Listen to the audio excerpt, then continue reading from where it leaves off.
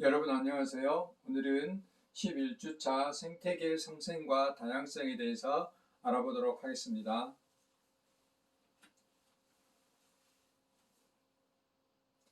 강의할 순서는 상생과 다양성의 함축적인 의미를 가지고 있는 생태계에 대해서, 그리고 마이크로바이옴에 대해서 남조류가 번식함으로 인해서 생태학적으로 어떤 영향이 있는지, 그리고 발자국으로 생각해보는 지구 생태계 상생에 대해서 강의하도록 하겠습니다. 우리가 지금까지 맨 첫 번째 시간부터 계속해서 강조하고 있는 것이 생태계의 물질 순환과 에너지의 흐름인데, 이걸 궁극적으로 보면 나눔과 상생이라고 할 수 있습니다. 생태계가 상호간에 서로 돕고 협력하는 의미는 그만큼 생태계 내에 구성원들이 다양해야 된다는 의미를 가지고 있고, 그렇게 다양해야지만이 지속 가능한 생태계를 유지할 수 있다고 말할 수 있습니다. 예를 들면은 상수리 나무와 다람쥐의 관계인데요.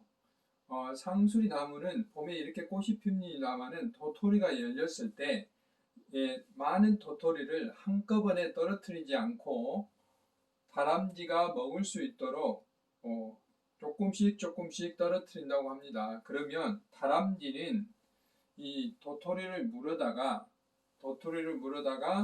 이제 먹을 것은 먹고 겨우내 먹을 수 있도록 저장을 하는데요. 이걸 자기가 다 찾아서 이게 다 먹지를 못하기 때문에 비의도적으로 땅에 떨어져 얼어서 발화를 하지 못하는 이런 것을 예방하기 위해서, 이 상수리라면은 다람쥐가 자기의 도토리를 이렇게 운반시켜서 발화를 시켜, 그러니까 자손을 번식하기 위한 자연적인 협력 관계가 이루어진다고 할 수 있죠. 그래서 상수리 나무를 포함해 도토리가 열리는 참나무류는 이런 숲속 동물들에게 먹이를 제공하는 그런 행동도 하지만은 또 자기 자신을 지키는 역할도 해서 이렇게 숲속에서 자연스럽게 일어나는 상생의 분위기라고 할 수가 있습니다. 잠깐 이제 참나무의 종류에 대해서 알아보면, 나무에는 정말로 나무다, 진짜 나무다, 그래서 참나무라는 참나무과가 있는데요. 여기에 있는 이런 나무뿐만 아니라 도토리가 열리는 나무들은 전부 다 참나무라고 합니다. 여기 표시가 안 돼 있지만 가시나무과라고 있어요. 우리가 주로 그 정원이라든지 또는 가로수에 심어져 있는 가로수 중에 가시나무라는 게 있는데, 이런 것들도 참나무라고 할 수 있습니다.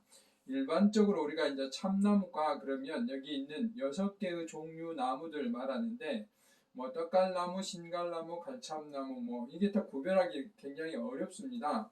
근데 우리가 평지에서는 주로 상수리 나무와 떡갈나무, 뭐 이렇게 굉장히 이파리가 큰 떡갈나무, 그 다음에 우리가 흔히 이제 밤나무와 비슷한 거의 구별이 어려운 그런 상수리 나무가 있는가 하면, 산 중간에는 갈참나무, 졸참나무, 굴참나무라는 게 있고, 산 높은 곳에는 신갈나무라는 게 있는데, 이제 여러 가지 또 의미들이 있어요. 상수리 나무는 이 도토리가 우리가 이제 여러분들은 지금 풍요한 시대에 살고 있기 때문에 뭐 배고픔이라든지 이런 게 거의 없었지만, 과거에 우리가 이제 쌀이 부족하고 이랬을 때는 이 도토리를 주워다가 식량으로 사용했죠. 지금도 물론 도토리 묵을 만들기도 하지만, 그래서 임금님 수라상에 올렸다 해서 이 나무의 이름을 상수리 나무라고 했고요. 또 이제 같은 그 참나무 중에서 유난히 그 나무의 표피 두께가 껍질이 두꺼운 나무들을 굴참나무라고 그래요. 그래서 코르크 마개로 쓰였고, 뭐 강원도 같은 데서는 지붕의 이음새로도 쓰기도 했다고 그럽니다. 그래서 굴참나무가 있고요. 그 다음에 신갈나무는 이제 과거에 집신을 신고 다녔을 때 집신에 깔았다, 그만큼 이제 크다 이파리가.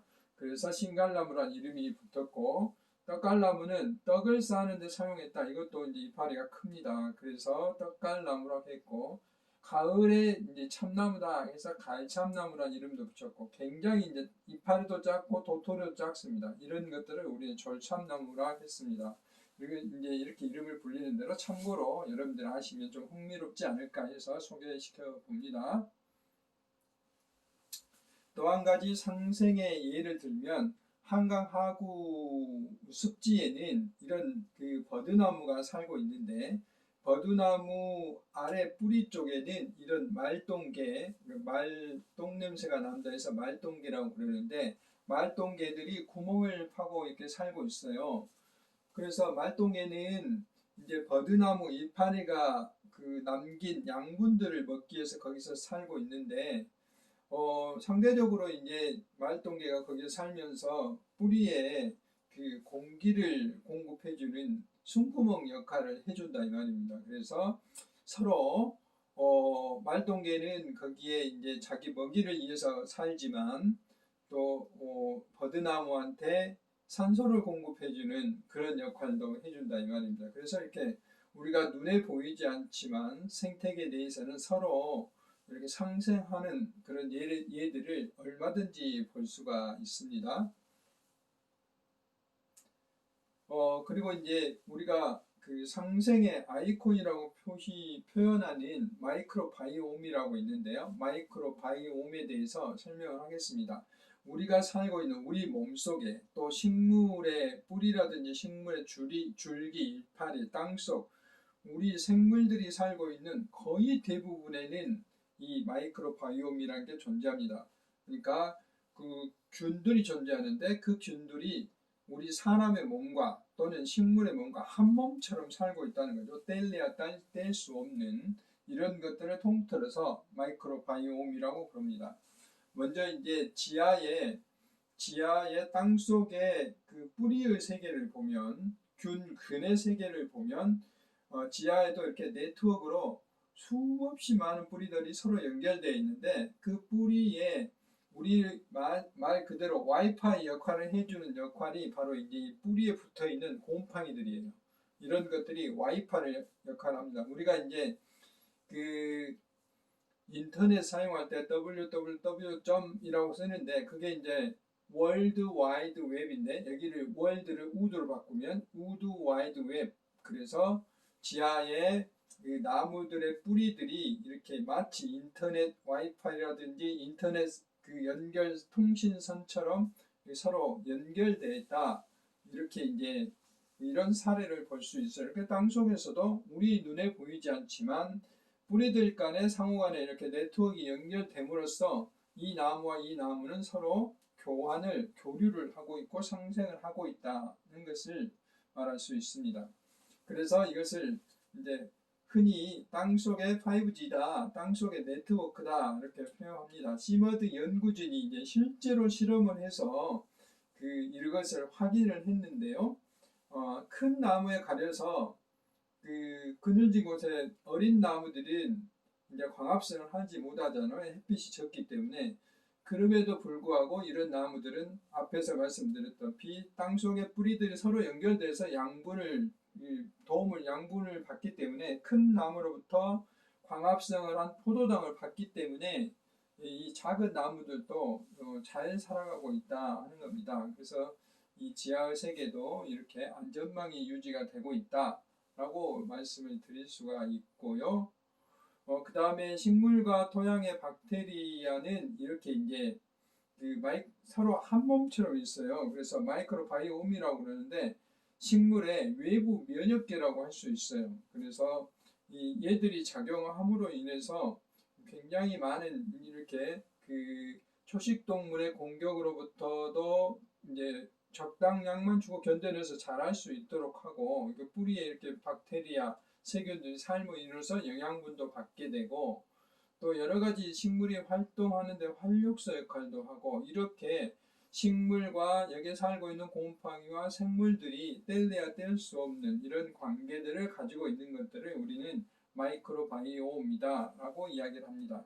실제로 뿌리에 있는 균사들을 이렇게 보면은 그런 것을 알 수 있고, 거기에 있는 그 네트워크 분석을 해보면 뿌리에서 나무의 뿌리와 그 다음에 곰팡이, 균들의 그 이 네트워크 분석과 뿌리 내부에서 분석이 거의 일치합니다. 그래서 그 밖에 외부에 있는 이 것들이 안에까지 이렇게 영향을 미치고 있다. 이런 것들을 마이크로바이옴이라고 그러는데, 이런 것들은 어떤 그 뿌리인 기주식물과 마이크로바이옴이 한 몸처럼 이렇게 행동을 하고 있다 하는 것을 우리는 마이크로바이옴이다. 기주생물과 뗄래야 뗄 수 없는 동식물의 생태계 핵심 구성원을 이렇게 말을 합니다. 그래서 이제 뭐 다른 뭐 표현으로는 이렇게 뿌리, 그 다음에 줄기, 잎에도 이런 영향들이 계속 작용하고 있다라고 이제 말을 할 수가 있습니다. 그래서 좀 더 이제 우리가 확대해서 보면 콩의 질소를 유일하게 고정할 수 있는 콩의 뿌리를 보면 이렇게 뿌리옥 박테리아가 있어서 이렇게 상생을 하고 있고, 역시 이제 이것을 확대해서 보면 뿌리의 혹균이라고 하는데 뭐 라비조비움이라고도 하죠. 또 뿌리에 붙은 곰팡이들은 이렇게 그 확대를 해서 보면 이게 전부 이렇게 나타납니다. 그래서 앞에서 말씀드렸다시피 뿌리에는 이런 균근들이 균을 이루고 있는 그 뿌리들이 서로 이렇게 양분을 받을 수 있도록 이런 미생물들을 활동을 해주기 때문에 상생도 일어나고 여러 가지 영향을 할 수 있다라고 이제 말을 할 수가 있습니다. 그래서 뿌리들의 이런 마이크로바이옴의 효과는 사람도 마찬가지예요. 뒤에서 잠깐 사람에서 말씀드렸는데, 저항성, 면역력, 건강한 토양 환경을 조성하고 이제 잡초라든지 토양 오염물질을 정화한다든지 이런 그 역할들을 해준다 이 말이죠. 이제 이런 성분들이 인체 건강에도 이렇게 기여가 되기도 하고 그렇습니다. 그래서 식물과 그 뿌리에 붙어 있는 균들은 그만큼 이렇게 식물이 살아나가는데 굉장히 중요한 역할을 한다라고 이제 말씀드릴 수 있습니다. 이런 것들을 마이크로바이옴 효과라고 이야기합니다. 우리 사람의 몸 속에도 우리가 이제 유산균 제제, 프로바이오틱스라든지 이런 거 우리가 먹잖아요. 그거 바로 우리 몸속에 미생물들이 함께 살아갈 수 있기 때문에 그래요. 우리가 이제 건강검진하면서 장 내시경 하면 장을 다 비우잖아요. 그러면 그 설사하기 다시 밥을 먹으면 설사하기 때문에 그 병원에서 이제 어떻게 밥을 먹고 어떻게 하는데 그때 프로바이오틱스 같은 유산균 제제를 먹으면 훨씬 더 회복이 빠르죠. 근데 이제 우리가 장을 완전히 비워내면 우리의 몸에 그 장 세균의 면역 단계가 완전히 바뀔 수도 있어요. 이렇게 사람마다 그 미생물에 따라서 이게 그 마이크로바이옴을 표현을 하면 다 다르잖아요. 자기가 가지고 있는 미생물이 이렇게 다 다르게 보여요. 그래서 우리 사람의 몸속에 이런 장 내에 가장 많은 숫자의 미생물이 살고 있어요. 이것을 우리는 장 내 마이크로바이옴이라고 그러는데, 이것을 우리 인간의 제2의 유전체라고 할 정도로 우리 몸하고 한 몸이에요, 한 몸. 그래서 이런 것들을 헬스케어, 건강이라든지 의약품으로 이용하려는 연구가 굉장히 활발합니다. 앞에서 말씀드린 유산균 제제들이 다 이런 원리에 의해서 만들어지는 것이죠. 그래서 건강을 돌볼 수 있도록 하는 게 바로 이제 마이크로바이옴이고, 이제 두 번째는 지구에게 생명을 둔 남조류라는 그 제목으로 강의를 하도록 하겠습니다. 우리가 일반적으로 남조류 그러면 여기 보신 바와 같이 녹조 라떼, 그래서 물에 이런 녹조 현상을 일으켜서 물을 사용할 수 없게 한다든지 여러 가지 이제 안 좋은 영향을 했는데, 실제로 남조류가 이렇게 번식할 수 있었던 근거는 그만큼 번식력이 빠르고 또 그 공중에 있는 질소, 물속에 있는 질소들을 아까 콩과 식물처럼 고정할 수 있는 능력이 있기 때문에 대부분의 식물들은 광합성만 할 수 있지 질소 성분을 고정할 수가 없는데, 자기 몸으로 가져올 수 없는데, 남조류들은 질소도 고정할 수 있고 광합성도 할 수 있는 그런 세균과 식물이 가지고 있는 특성을 같이 가지고 있기 때문에 남조류가 바로 이제 오늘날 생물들이 살 수 있는 지구를 탄생시키는 결정적인 기여를 했다라고 하는 것을 이제 말씀드리도록 하겠습니다. 우리가 이제 생물이 살아가려면 우선적으로 산소가 있어야 되죠. 산소가 있어야 되고 햇빛이 있어야 되고, 그런데 원시 시대의 지구는 산소가 거의 없었어요.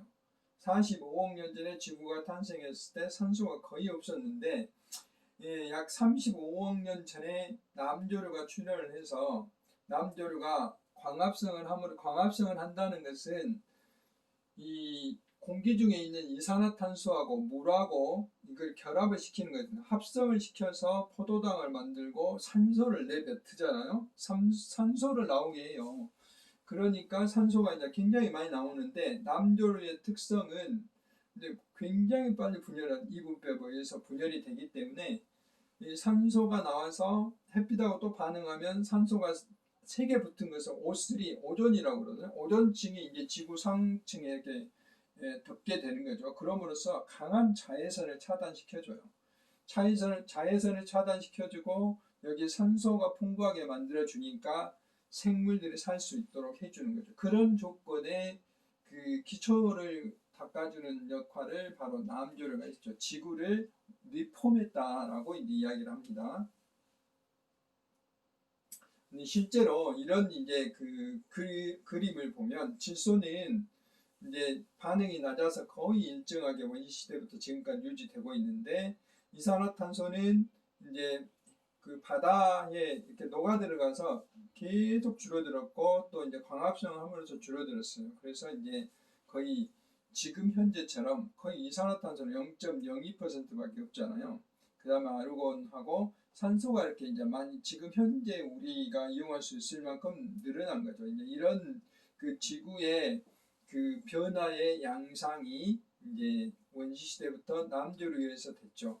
지금 현재는 우리가 이제 여기 있는 이산화탄소가 이 정도 유지가 돼야 되는데 이렇게 오르고 있어서 문제잖아요. 전 세계가 기후 변화 때문에 지금 문제가 되는 것이 이산화탄소가 이제 양이 늘어나기 때문에 그로 인해서 온실 효과라든지 기후 변화라든지 이런 여러 가지 영향들이 나타나기 때문에 여기에 대한 대비를 하지 않으면 안 된다 하는 것이 현재의 과제죠. 그렇지만 우리가 원시시대의 지구가 현재 산소가 풍부하게 만들어진 결정적인 계기는 바로 이제 남조류가 그렇게 했다 하는 것입니다. 그래서 남조류는 이렇게 계속 분열을 할 수 있기 때문에 이렇게 쪼개져서 빠른 시간 안에 분열을 할 수 있기 때문에 바로 이제 오늘날 지구를 만드는 그런 결정적인 기여를 했다라고 이야기할 수 있습니다.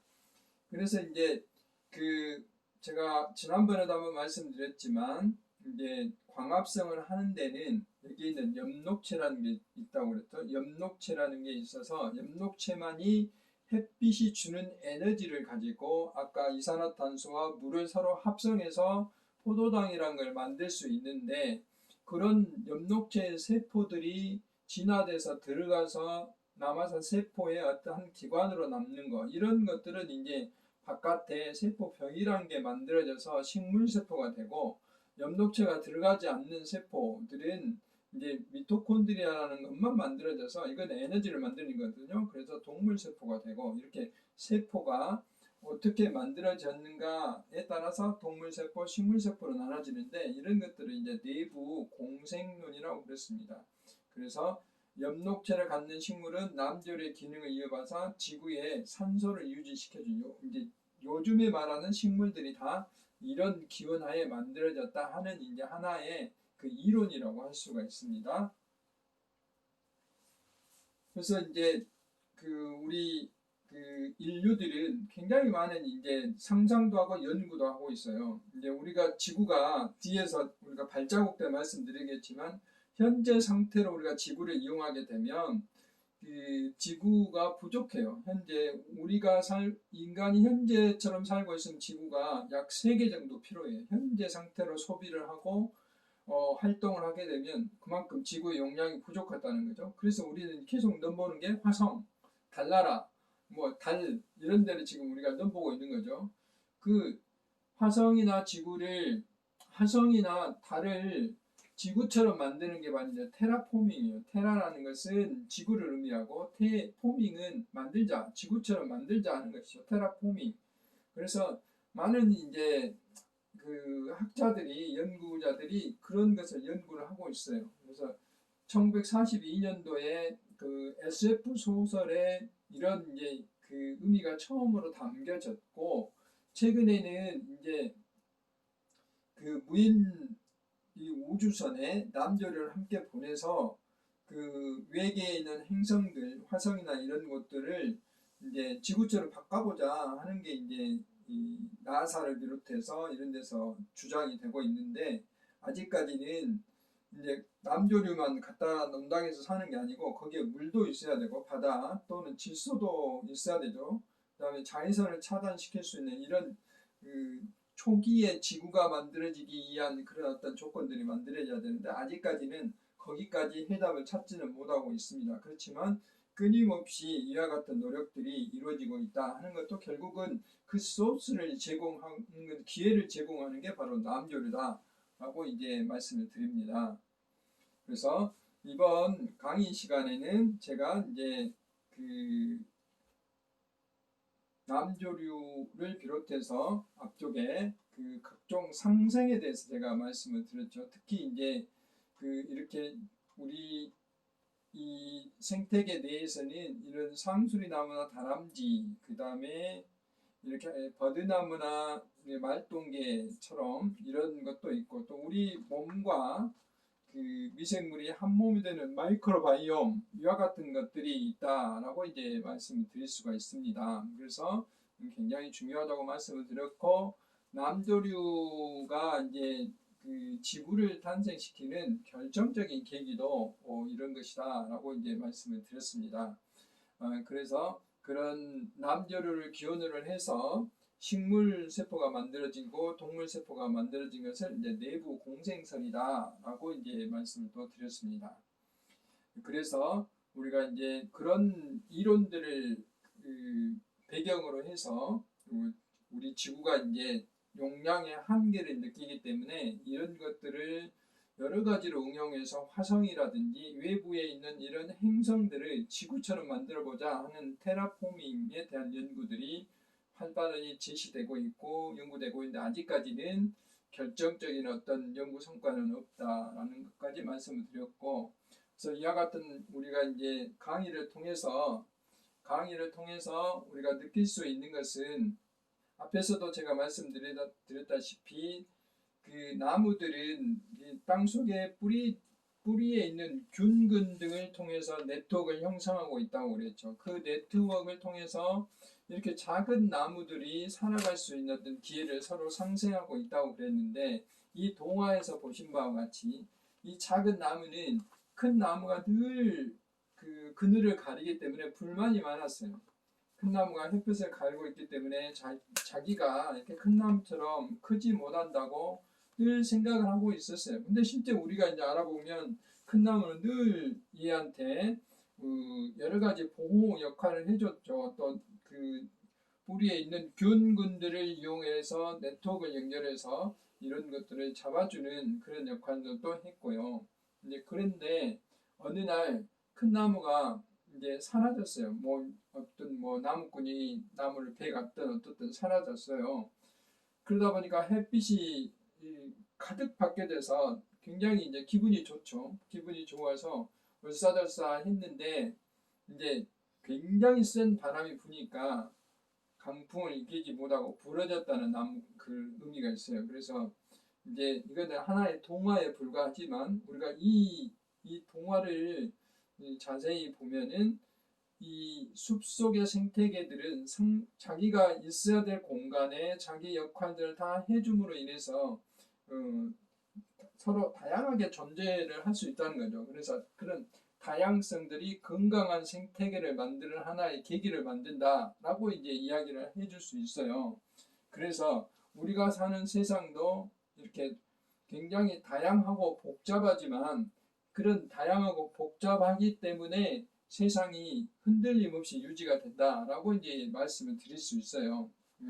그래서 이번 시간에는 그렇게 생태계 상생, 그 다음에 상생의 아이콘인 마이크로바이옴, 다시 한번 말씀드리지만 마이크로바이옴은 우리가 그 유산균 제제 먹는 것처럼 우리 몸과 그 여기에 유익한 세균이 한 몸인 것처럼 그런 행동을 한다 하는 것을 말씀드리고, 그 다음에 이제 남조류가 오늘날 우리 지구의 어떤 생명의 원천인 산소를 공급해주는, 또 그 식물 세포를 만들어낸 공생생의 하나의 기원이다라고 이제 말씀을 드리고 오늘 강의를 마치도록 하겠습니다. 지금 이제 그 강의의 마지막 단계에 접어들고 있는데 여러분들 11월 20일까지 제출하기로 한 종이로 내는 그 리포트도 준비를 해줘서 저에게 이메일로 제출해 주시기 바라고요. 또 2차 시에 뵙도록 하겠습니다. 수고하셨습니다.